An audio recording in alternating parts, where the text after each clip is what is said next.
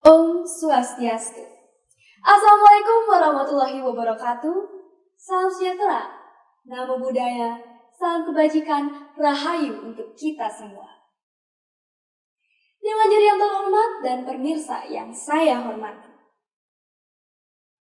TBL, TBL, TBL. Takut banget loh. Ya, takut banget. Kalau di era globalisasi ini, pendidikan karakter di sekolah hanya sebatas wacana. Malas direalisasikan.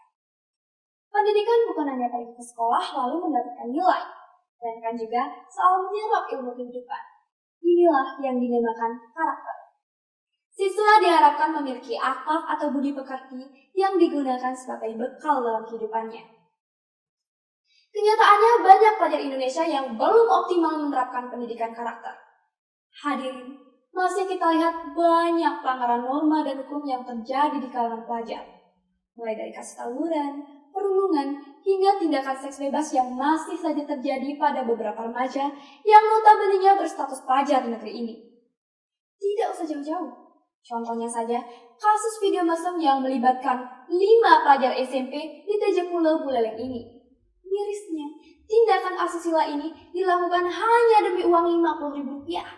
Selain itu, kasus perkelahian antar pelajar pun bisa dikatakan cukup marak terjadi di Buleleng ini.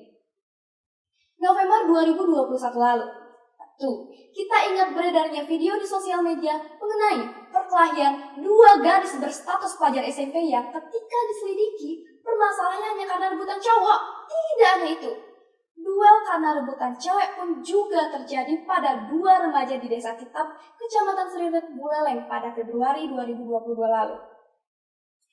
Contoh kasusnya hanya segelintir dari kasus lainnya yang terjadi akibat kurangnya pemahaman dan pengaplikasian pendidikan karakter pada diri generasi muda. Pendidikan karakter ini bertujuan membentuk dan melatih kemampuan individu secara terus-menerus guna penyempurnaan diri ke arah hidup yang lebih baik, menjadi pribadi yang santun, beretika, dan menjunjung nilai moral yang berkembang di masyarakat. Di era globalisasi seperti saat ini, di tengah pengetahuan dan teknologi yang berkembang pesat, justru pelanggaran pendidikan karakter di generasi muda marak terjadi. Penyebaran video mesum, video pertengkaran, video perundungan, video hoaks, hingga ketidaksopanan bahasa di sosial media justru sering terjadi. Lalu, upaya apa saja yang bisa dilakukan untuk meminimalisasi pelanggaran karakter pada generasi milenial ini? Salah satu contohnya dapat dilakukan di sekolah. Perlu kita tekankan, pendidikan karakter tidak akan tampak hasil nyatanya jika hanya sebatas tentang proses pemahaman karakter tanpa adanya tindakan. Sekolah seharusnya benar-benar menerapkan pendidikan karakter dibandingkan hanya sebatas wacana saja. Sebuah keberuntungan bagi saya bisa mengenyam pendidikan di SMK Negeri 1 Sukasada, yang kini menjadi bagian dari Sekolah Pusat Keunggulan atau SMKPK. Berkat predikat ini, SEMIK telah menerapkan berbagai program sekolah yang salah satunya berkaitan erat dengan pengoptimalan pendidikan karakter di sekolah. Pertama, penerapan sekolah anti perundungan. Di SEMIK, hal ini bukan hanya sekadar wacana saja, melainkan benar-benar direalisasikan. Mulai dari pelaksanaan pemilihan 40 duta anti perundungan yang dipilih dari perwakilan kelas dan mereka mengemban tugas untuk mengampanyekan dan mengontrol tindakan anti perundungan di kalangan siswa. Hingga pada pelaksanaan komitmen bersama anti perundungan yang ditandai dengan penandatanganan prasasti berupa banner oleh guru, pegawai, dan perwakilan siswa.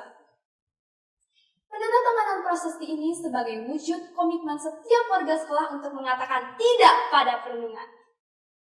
Kedua, penerapan mata pelajaran baru yang dinamakan Proyek Penguatan Profil Pelajar Pancasila dan Budaya Kerja atau P5BK. Mata pelajaran ini diharapkan dapat membentuk budi pekerti karakter siswa SMK dan akhlak mulia, serta menanamkan budaya kerja melalui pengimplementasian 6 nilai Pancasila, yaitu beriman kepada Tuhan Yang Maha Esa, perbinekaan global, semangat gotong royong, menumbuhkan kemandirian, berjiwa kreatif, dan bernalar kritis. Kita pelajar Pancasila, kita bernapas dalam sila-silanya. Kita pelajar Pancasila, ayo kita jaga untuk Indonesia. Mari kawan, jadilah pelajar Pancasila yang belajar sepanjang hayat, memiliki kompetisi global, dan berperilaku sesuai dengan nilai-nilai Pancasila. Ketiga, penerapan apel pagi dan pikir lapangan harian atau PLH. Program ini adalah salah satu best practice dari Kepala SMK Negeri 1 Sukasada. Apel pagi tidak hanya kami lakukan pada hari Senin saja, tapi tiap pagi hingga hari Jumat. Diharapkan rasa nasionalisme pada diri siswa akan terus tumbuh, hingga rasa cinta, kesetiaan, kebanggaan terhadap bangsa dan tanah air selalu terpatri pada diri siswa sepanjang hayatnya. Mengenai piket lapangan harian, saya ingat betul pesan kepala sekolah. Jika program ini dilaksanakan untuk menumbuhkan kecintaan pada lingkungan dan membiasakan siswa untuk bekerja, seperti mengepel, menyapu, membersihkan kaca, dan sebagainya, agar dapat pula dilakukan di rumah untuk membantu orang tua. Jadi tidak ada lagi siswa yang bermalas-malasan. Siswa akan siap tanggap untuk bekerja sesuai dengan tuntutan global. Saya percaya, ketiga program pendidikan karakter yang telah diterapkan SMK Negeri 1 Sukasada ini dapat menjadi contoh aktual di tengah perkembangan era globalisasi yang terus menggempur. Sekolah ini pun tentunya dapat mencontoh sekolah kami, karena kami telah berubah. Kami telah berbeda. Dulu SMIK dikenal dengan sekolah pinggiran. Siswanya nakal, dipandang sebelah mata oleh masyarakat. Tetapi kini SMIK bisa menjadi salah satu contoh keberhasilan sekolah dalam penerapan pendidikan karakter ditandai dengan tingkat kedisiplinan siswa. Hingga SMIK telah menjadi SMK favorit di Buleleng ini. Ini bukan ajang promosi sekolah, tidak. Tapi ini sebagai contoh, jika penerapan pendidikan karakter benar-benar dilakukan dengan serius, tercipta pula siswa yang berkarakter positif yang siap menyongsong era globalisasi.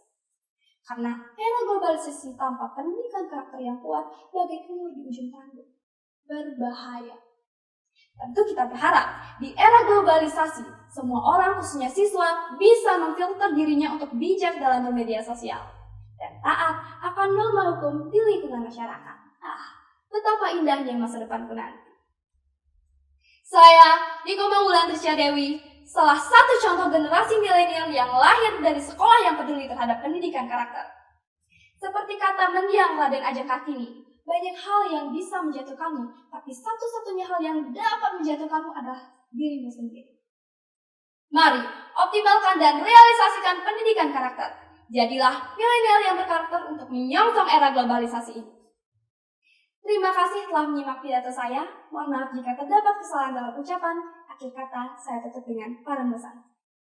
Om Santi Santi.